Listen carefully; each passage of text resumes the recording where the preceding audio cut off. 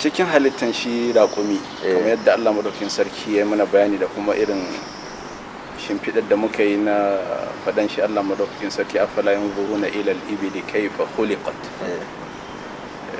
Allah na kokarin ya nuna shi mu da cewa mu dibi irin yadda shi madaukakin sarki ya halicci shi raƙumi.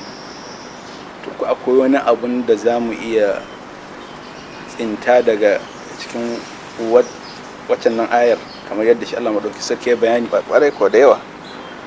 Wato idan ubangiji ya magana kowa zai gane gwargwadon fahimtar shi. Idan akwai abin da a raƙumi za ka gani wanda ko mutum na ƙauye da yake kiwon shi wanda bai taɓa yin wani karatun kimiyya ba zai gane, ko wanda shi ma ya karatun kimiyya banda wancan shi ma zai gani. Haka in ka duba halittar shi misali a ido haka kowa da zai iya gani za ka ga misali kira kunyi bai da ƙaho, sannan zai iya cizon ka kuma kaga duk hanya ne wanda yake kare, sannan zai iya gudu kuma in ya ga abin ya fi ƙarfin. Kaga wannan aya ne na ubangiji.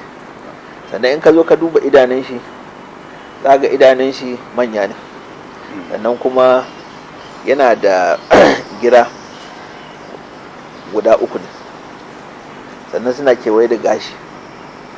To shi idan wani abu ya zo a cikin sahara inda Allah halicci raƙumi, kila mu ɗan tsokaci kaɗan game da sahara ɗin nan gaba. Yawa, shi sahara wuri ne wanda kamar yadda muka sani wanda ba a yi ruwa sosai.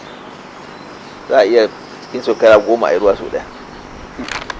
Sannan da rana zafi na yawa sosai, sannan babu ciyawa sosai, haki wanda dabba zai ci.